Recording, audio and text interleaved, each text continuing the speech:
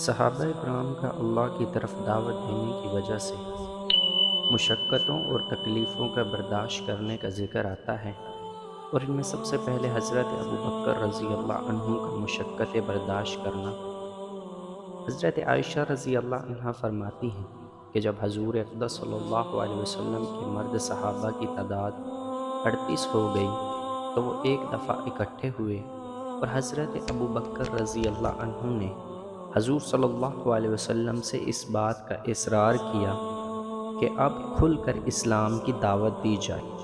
آپ نے فرمایا کہ اے ابو بکر، ابھی ہم لوگ تھوڑے ہیں، لیکن حضرت ابو بکر رضی اللہ عنہ اصرار کرتے رہے، جس پر حضور صلی اللہ علیہ وسلم نے کھلم کھلا دعوت دینے کی اجازت دے دی۔ چنانچہ مسلمان مسجد حرام کے مختلف حصوں میں بکھر گئے، اور ہر آدمی اپنے قبیلہ میں جا کر بیٹھ گئے۔ حضرت ابوبکر رضی اللہ عنہ لوگوں میں بیان کرنے کے لیے کھڑے ہو گئے، اور حضور صلی اللہ علیہ وسلم بیٹھے ہوئے تھے۔ حضرت ابوبکر رضی اللہ عنہ اسلام میں سب سے پہلے بیان کرنے والے ہیں، جنہوں نے اللہ اور اس کے رسول کی طرف کھلم کھلا کھڑے ہو کر دعوت دی۔ تو مشرکین حضرت ابوبکر رضی اللہ عنہ اور مسلمانوں پر ٹوٹ پڑے، اور مسجد حرام کے مختلف حصوں میں مسلمانوں کو خوب مارا گیا، اور حضرت ابوبکر رضی اللہ عنہ کو تو خوب مارا گیا اور پاؤں تلے روندا بھی گیا۔ عتبہ بن ربیعہ فاسق حضرت ابوبکر رضی اللہ عنہ کے قریب آ کر ان کو کئی تلے والے 2 جوتوں سے مارنے لگا، جن کو ان کے چہرے پر ٹیڑھا کر کے مارتا تھا، اور حضرت ابوبکر رضی اللہ عنہ کے پیٹ پر کودتا بھی تھا۔ زیادہ مار کھانے کی وجہ سے اتنا ورم آ گیا تھا کہ ان کا چہرہ اور ناک پہچانا نہیں جا رہا تھا۔ حضرت ابوبکر رضی اللہ عنہ کے قبیلے والے دوڑتے ہوئے آئے، اور حضرت ابوبکر سے مشرکین کو ہٹایا، اور ان کو ایک کپڑے میں ڈال کر ان کے گھر لے گئے، اور انہیں حضرت ابوبکر رضی اللہ عنہ کے مر جانے میں کوئی شک نہیں تھا۔ پھر ان کے قبیلے والوں نے مسجد حرام میں واپس آ کر کہا کہ اللہ کی قسم، اگر ابو بکر مر گئے تو ہم ان کے بدلہ میں عتبہ بن ربیعہ کو مار ڈالیں گے۔ پھر قبیلے والے حضرت ابوبکر رضی اللہ عنہ کے پاس واپس آئے۔ حضرت ابوبکر رضی اللہ عنہ کے والد ابو قحافہ اور ان کے قبیلے والے ان سے بات کرنے کی کوشش کرتے رہے، لیکن وہ بے ہوش تھے۔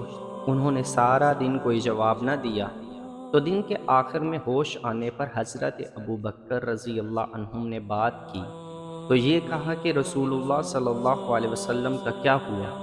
تو وہ لوگ حضرت ابوبکر رضی اللہ عنہ کو برا بھلا کہنے لگے اور انہیں ملامت کرنے لگے، اور اٹھ کر چل دیے، اور ان کی والدہ ام خیر سے کہہ گئے کہ ان کا دھیان رکھیں اور انہیں کچھ کھلا پلا دیں۔ جب وہ لوگ چل دیے اور ان کی والدہ اکیلی رہ گئی تو وہ کھانے پینے کے لیے اصرار کرنے لگی، مگر حضرت ابوبکر رضی اللہ عنہم یہی پوچھتے رہے کہ رسول اللہ صلی اللہ علیہ وسلم کا کیا ہوا؟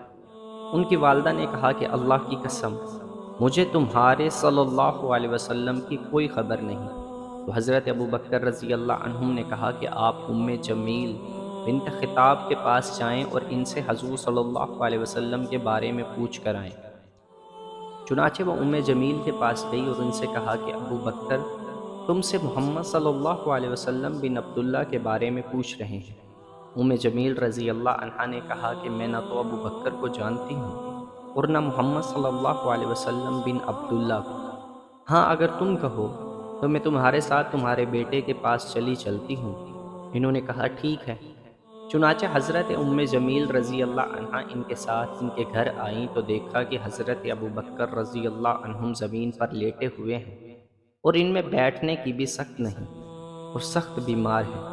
حضرت ام جمیل رضی اللہ عنہا ان کے قریب جا کر زور زور سے رونے لگی، اور انہوں نے کہا کہ اللہ کی قسم، آپ کو جن لوگوں نے یہ تکلیف پہنچائی ہے وہ بڑے فاسق اور کافر لوگ ہیں، اور مجھے یقین ہے کہ اللہ تعالیٰ ان سے آپ کا بدلہ ضرور لے گا۔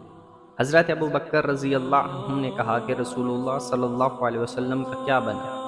حضرت ام جمیل رضی اللہ عنہا نے کہا یہ آپ کی والدہ سن رہی ہیں۔ حضرت ابوبکر رضی اللہ عنہ نے کہا کہ ان سے تمہیں کوئی خطرہ نہیں۔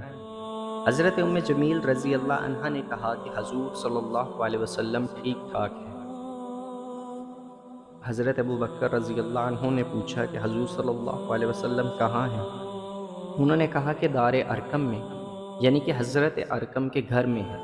تو حضرت ابو بکر نے کہا کہ اللہ کی قسم، جب تک میں حضور صلی اللہ علیہ وسلم کی خدمت میں خود حاضر نہ ہو جاؤں، اس وقت تک نہ کچھ کھاؤں گا نہ پیوں گا۔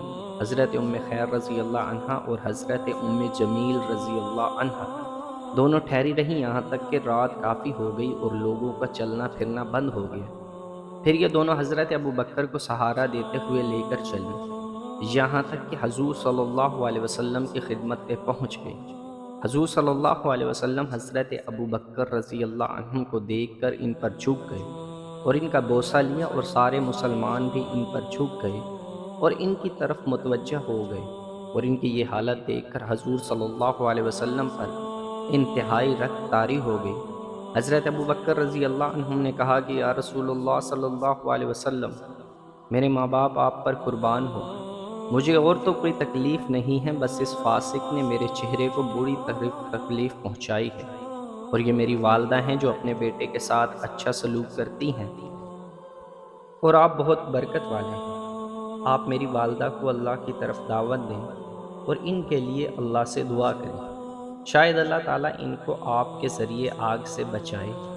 چنانچہ حضور صلی اللہ علیہ وسلم نے ان کے لیے دعا فرمائی اور ان کو اللہ کی دعوت دی، اور وہ مسلمان ہو گئے، اور صحابہ کرام رضی اللہ عنہم حضور صلی اللہ علیہ وسلم کے ساتھ اس گھر میں ٹھہرے رہے، اور ان کی تعداد 39 تھی۔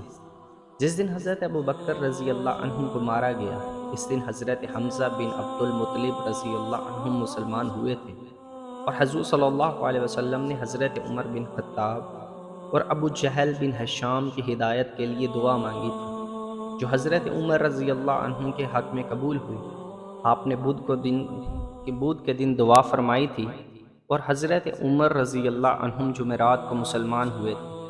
ان کے مسلمان ہونے پر حضور صلی اللہ علیہ وسلم اور گھر میں موجود صحابہ نے اس زور سے اللہ اکبر کہا کہ جس کی آواز مکہ کے اوپر والے حصے میں بھی سنائی دی۔ حضرت ارکم رضی اللہ عنہ کے والد نابینا کافر تھے۔ وہ یہ کہتے ہوئے باہر آئے کہ اے اللہ، میرے بیٹے اور اپنے چھوٹے سے غلام ارکم کی مغفرت فرما، کیونکہ وہ کافر ہو گیا ہے، یعنی انہوں نے اسلام کا نیا دین اختیار کر لیا ہے۔ حضرت عمر رضی اللہ عنہ نے کھڑے ہو کر کہا کہ یا رسول اللہ صلی اللہ علیہ وسلم، ہم اپنا دین کیوں چھپائیں جبکہ ہم حق پر ہیں، اور ان کافروں کا دین کھلم کھلا ظاہر ہے جبکہ وہ ناحق پر ہیں۔ آپ نے فرمایا اے عمر، ہم تھوڑے ہیں، ہمیں جو تکلیف اٹھانی پڑی ہے وہ تم نے دیکھ ہی لی۔ حضرت عمر رضی اللہ عنہ نے کہا کہ اس ذات کی قسم جس نے آپ کو حق دے کر بھیجا ہے، میں جتنی مجلسوں میں کفر کی حالت میں بیٹھا تھا، ان تمام مجلسوں میں جا کر ایمان کو ظاہر کروں گا۔ چنانچہ وہ دار ارکم سے باہر نکلے اور بیت اللہ کا طواف کیا، اور پھر قریش کے پاس سے گزرے جو ان کا انتظار کر رہے تھے۔ ابو جہل بن ہشام نے دیکھتے ہی کہا کہ فلاں آدمی کہہ رہا تھا تم بھی بے دین ہو گئے ہو۔ تو حضرت عمر رضی اللہ عنہ نے کلمہ شہادت پڑھا۔ مشرکین یہ سن کر حضرت عمر کی طرف جھپٹے۔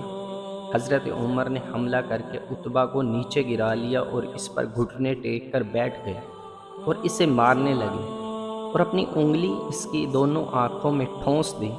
عتبہ چیخنے لگے، لوگ پرے ہٹ گئے۔ پھر حضرت عمر رضی اللہ عنہ کھڑے ہو گئے۔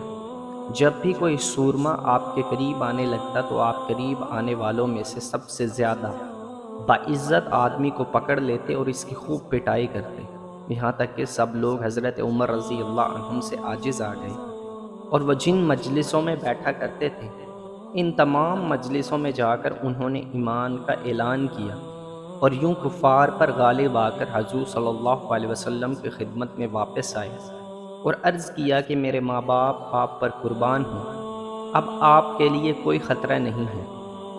اللہ کی قسم، میں جتنی مجلسوں میں حالت کفر میں بیٹھا کرتا تھا، میں ان تمام مجلسوں میں جا کر بے خوف و خطر اپنے ایمان کا اعلان کر کے آیا ہوں۔ پھر حضور صلی اللہ علیہ وسلم باہر تشریف لائے، اور آپ کے آگے آگے حضرت عمر رضی اللہ عنہ اور حضرت حمزہ بن عبد المطلب رضی اللہ عنہ تھے، یہاں تک کہ آپ نے بیت اللہ کا طواف کیا۔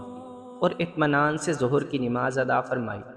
پھر حضور صلی اللہ علیہ وسلم حضرت عمر رضی اللہ عنہ کے ہمراہ دار ارقم واپس تشریف لائے، اور اس کے بعد حضرت عمر رضی اللہ عنہ اکیلے واپس چلے گئے، اور ان کے بعد حضور صلی اللہ علیہ وسلم بھی واپس تشریف لے گئے۔